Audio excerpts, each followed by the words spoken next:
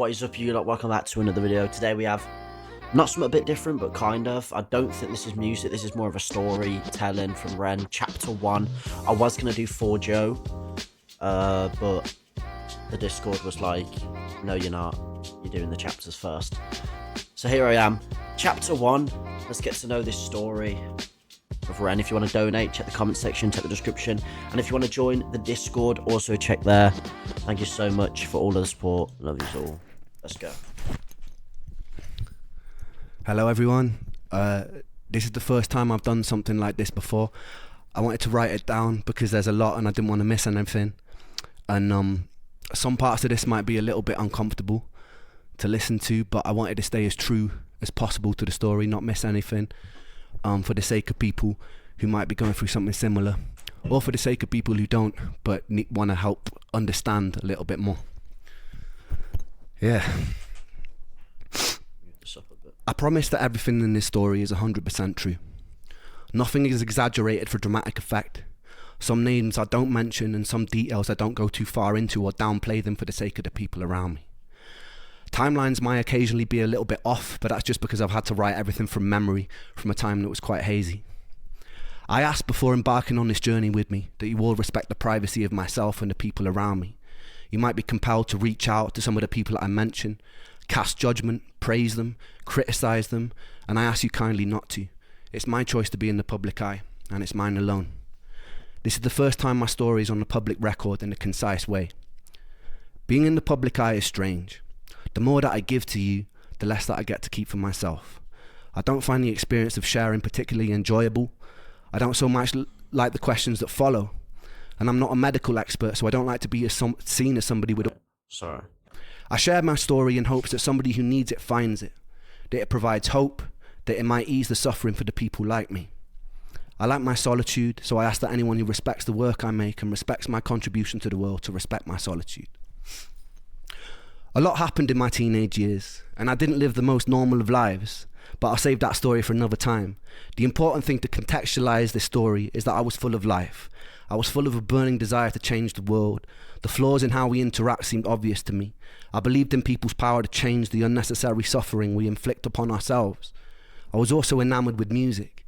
Music is the closest thing to God that I have. It's a gateway to the unexplainable, and it's a way of communicating the inexpressible.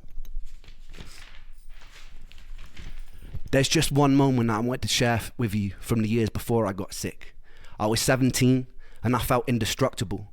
I'm not sure why, but my whole life I had this feeling inside myself that I was meant to do something important, not for myself, not for praise, not for personal gain, but something that would change the world for the better.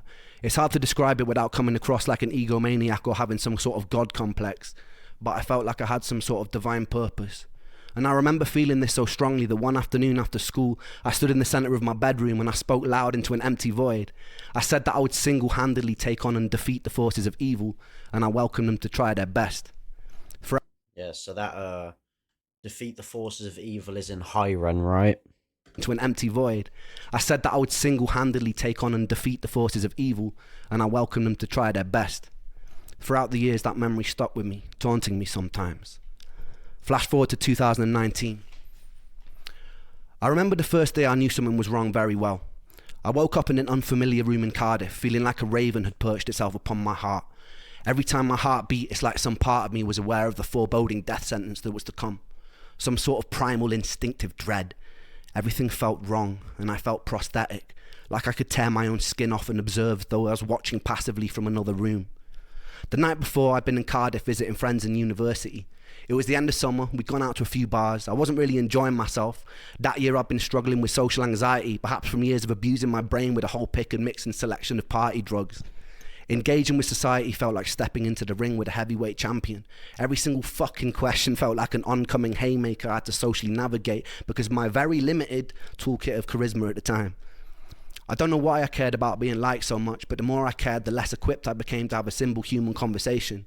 I used to deal with this by getting fucking hammered.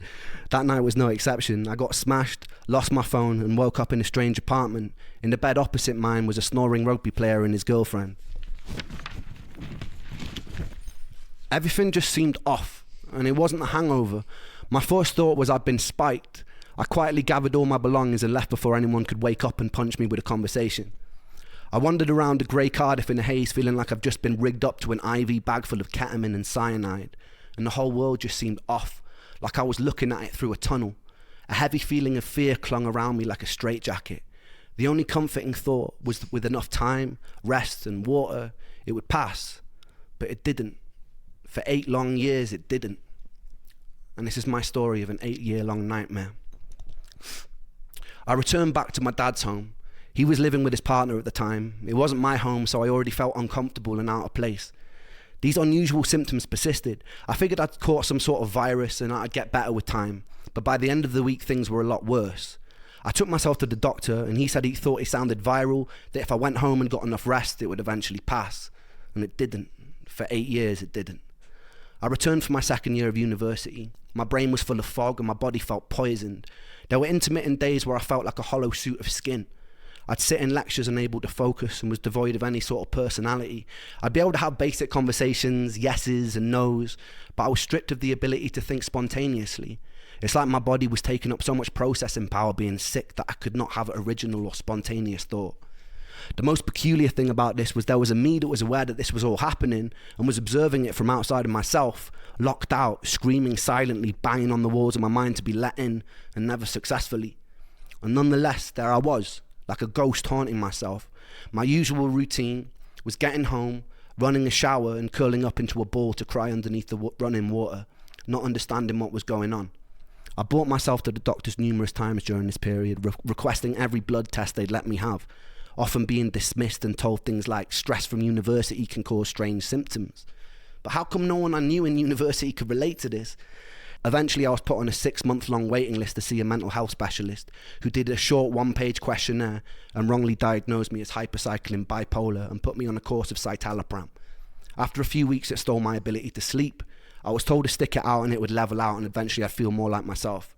I stuck it out and I got worse and I pulled myself off it after 2 weeks in a row of sleepless nights and insomnia.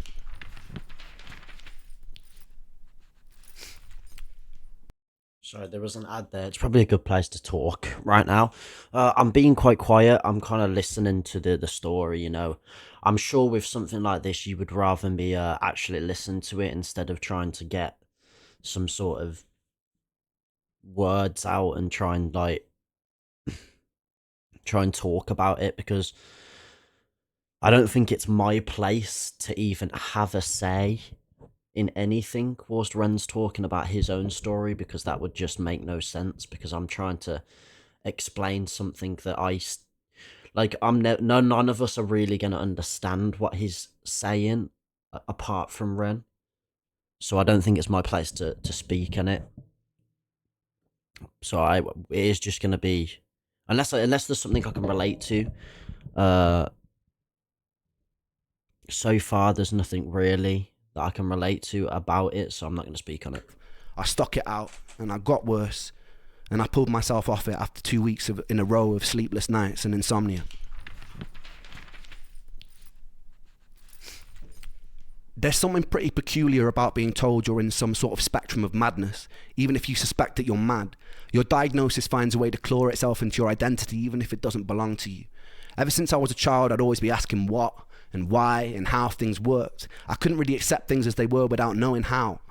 I carried into my adult years, and so as the bipolar hammer crashed and sentenced itself into my reality, I began searching online for behaviours associated with it, people's first-hand experiences, what it felt like to be manic. In these earlier days of my illness, the symptoms would fluctuate in severity day by day. Some days I'd be in a thick, tired fog, and other days they'd be more merciful. I began to associate the days of not suffering as mania and would act more erratically on the days that my symptoms were less bothersome. I did things like climbing out of windows of a 6-story student accommodation or get so drunk I'd wake up outside of the university campus lawn. But it wasn't mania. I just wasn't hurting. I spent 1 day a week with my therapist, who was teaching me cognitive behavioural therapy. The issue was, mentally reframing unexplainable symptoms caused a lot of cognitive dissonance for me. I was told my anxiety or depression was causing my symptoms, but in reality it was my symptoms which were making me anxious and depressed. So I was in some sort of inescapable bind. I'd devotedly work on my mental health, following every new tool for coping to the letter, only to have my symptoms get worse, which made me frustrated, raise the intensity of my treatment, only to get even more frustrated as my body seemed to deteriorate. After 6 months, I told my mum I'd happily saw off my own leg with a blunt knife if it meant my symptoms would vanish, and I meant it. I told her if I had to live with this strange feeling for 1 more year, I'd kill myself, and I meant that too.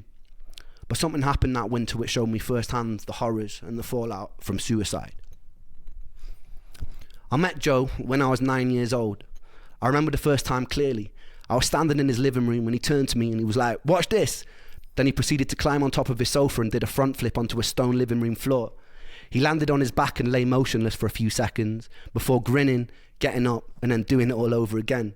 We grew up terrorising the streets of the small village we grew up in, playing knock door run or breaking into people's gardens to play on their trampolines.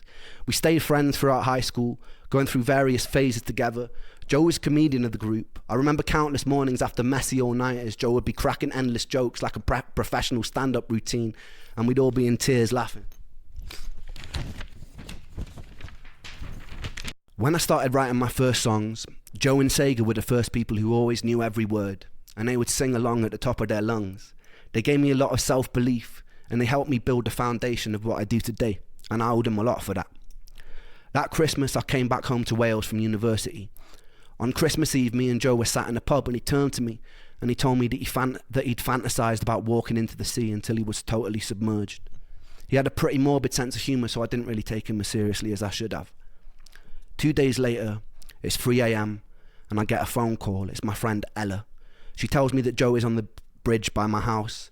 He was drunk, he'd called her up, and he told her he was going to jump. I was still half asleep.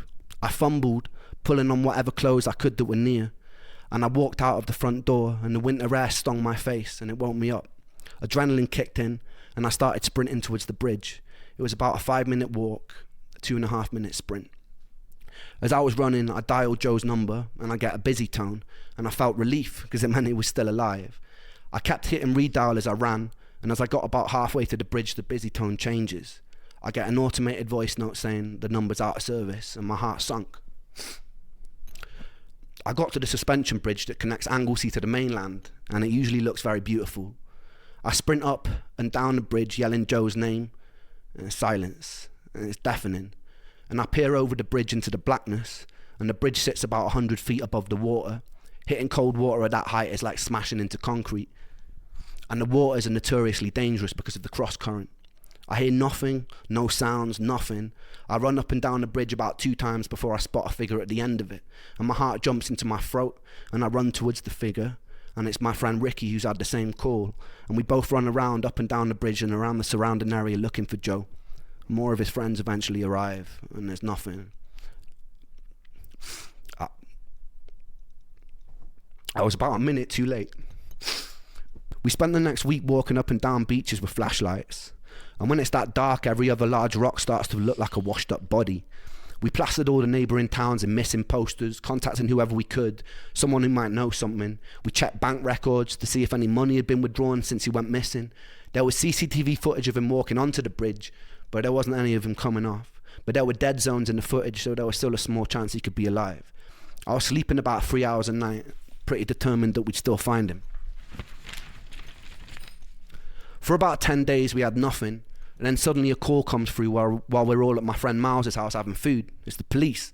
A body had been found in the water by the bridge. We piled into my friend's car. I remember being in the back seat in floods of tears, repetitively punching the back of the passenger seat as we drove to the scene. As we pull up, I saw a lifeless body being zipped up into a green bag near a parked ambulance.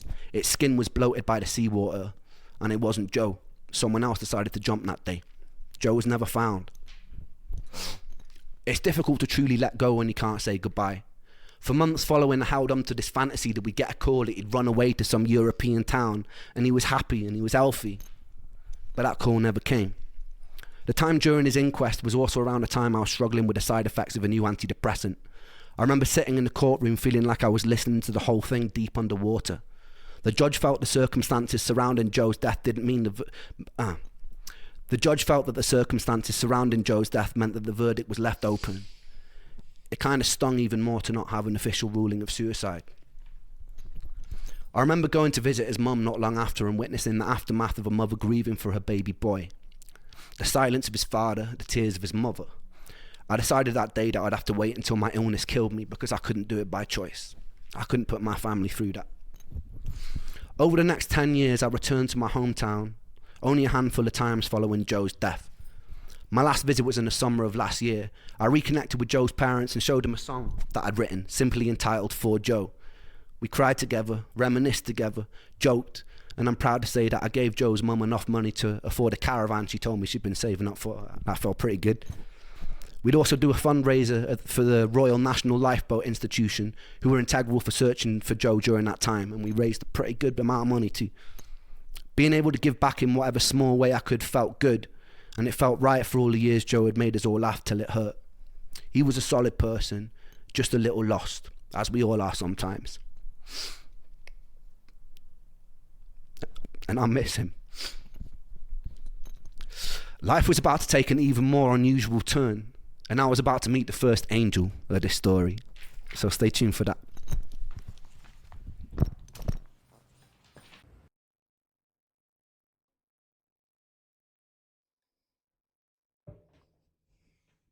Wow. That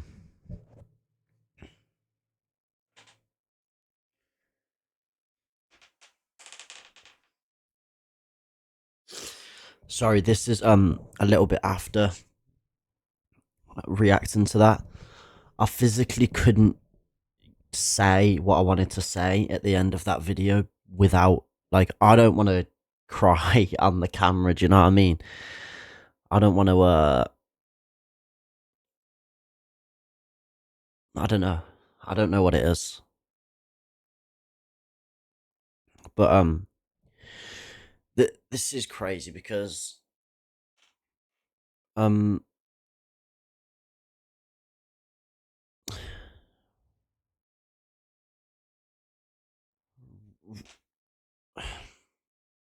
okay, I physically can't say what I want to say, so I'm gonna put my outro in the comment section so you can have a deeper understanding of what I'm going to say.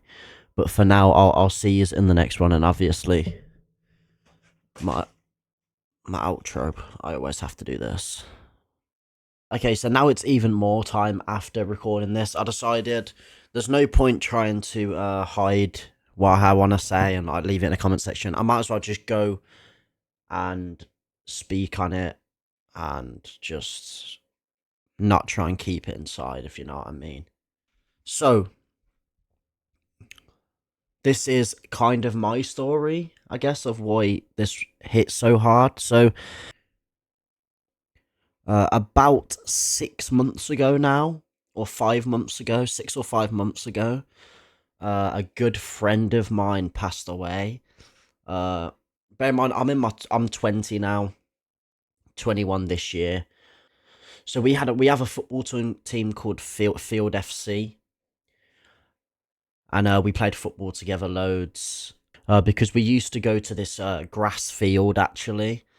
And we used to play football there every single week, pretty much. We used to go there every single week, sometimes more, sometimes less, sometimes we'd have a break. But we used to go there quite a lot as kids. And we decided, we just called it the field, because it was just a grass field. So we just said, oh, let's go to the field. We have a group chat called Field. Like, just if anyone wants to go play football, we'd send a text in there, and then that means everyone would meet up and go play football at the field.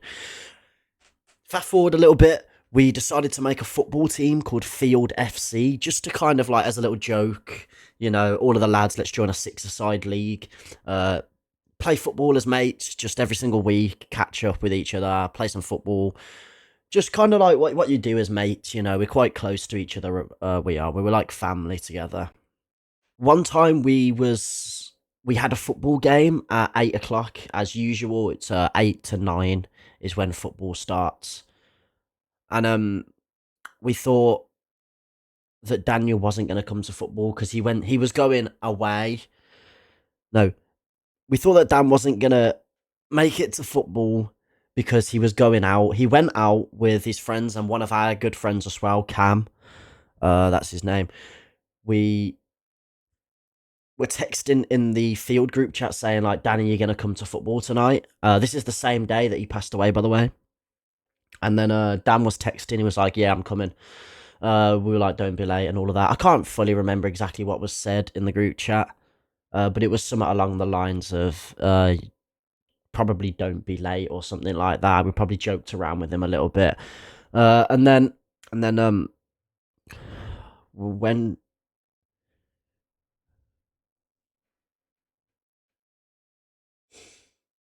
sorry, when we got so fuck. So at football, uh I think it was I think it was Kai, or maybe the group chat was called. I'm not sure, but one of us was called, and we were texting Dan like. Sorry, I've gone a little bit too far ahead. So before that, we were texting in the group chat. This was about 2 hours before football started at 8 o'clock. We were texting Dan. We were like, "You coming?" He's like, "Yeah, I'll be there."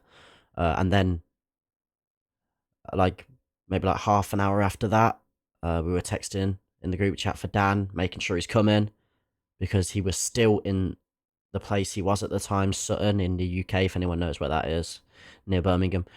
Maybe it's in Birmingham. I don't know. But anyway, we never got a message back.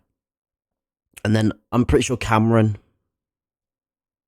called us and he was like, Dan's like missing, or like Dan's not here. He was like, they can't find Dan. Was the point. We call him Dan, by the way, Daniel, but Dan. I'm just gonna call him Dan. So then at this point, we're still not thinking the worst because we don't understand. Cameron's panicking on the phone at this point, but we don't exactly know what the situation is. So we're not instantly thinking, "Oh, Dan's like passed away" or anything. No, we're just thinking, "Well, what do you mean, Dan's? We can't find Dan. Like Dan's maybe gone to like the pub or something and just hasn't come. I don't know. It's just anything. Just the last thought that we'd think is, a 16-year-old lad. That's how old Dan was. Uh, has died. So obviously that never crosses anyone's mind, especially when you're friends with them. I feel like with your friends, you never really think like, oh, we might not see each other tomorrow or next week. You know, you're always there with them. You always speak to them. You don't ever think about that type of thing. So that never crossed any of our minds. I don't think with the other lads. Can't speak on everyone, but I certainly was like, I don't know. I was reading the group chat. I was like, I don't know what's happened. And then next minute, you know, police, ambulance are at this lake, and then they found Dan's body at around about 6, quarter to 7. They found his body. So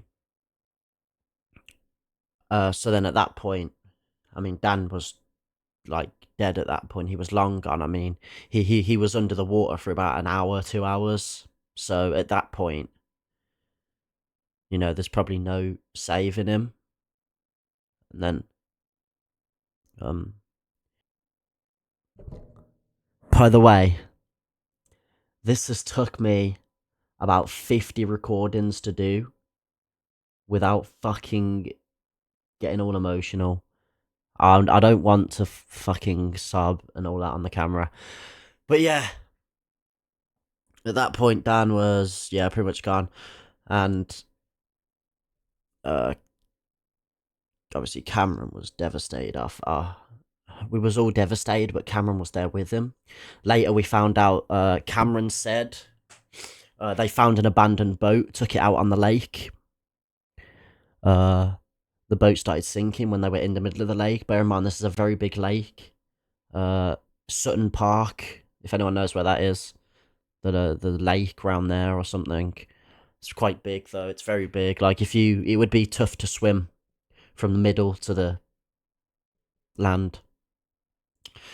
And they all jumped off the boat because it was sinking. They all were panicking, I'd imagine, but a little bit of like laughter probably, like panicking but laughing because they're all with their mates and it's all fun.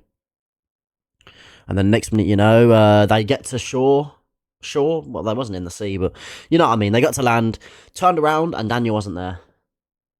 So Daniel clearly, yeah, clearly he's was somewhere under the water at that point. I'm not sure how close he got to land, or if maybe he, as soon as he jumped in, the cold water just hit him, and maybe that put his body in shock or something, and I don't know. But yeah, that brought us really close together. I'll speak more on this in the live stream on the 1st of every month. We do a live stream at the 1st of every month. So on the 1st, I'll speak more about it and show you some things. But yeah, I thought it was important that at the end I spoke up on it, because I think Ren made these types of things to not only help himself, but I think he also likes to help the others, and people appreciate his work, not just because of how it sounds, but because they can relate and they can. Oh, that's the Discord going off now. Join the Discord. But yeah, I want to thank Ren for allowing us to hear his story. Anyway, I'll stop waffling now. I just thought it was important that I got that out there. Yeah, peace.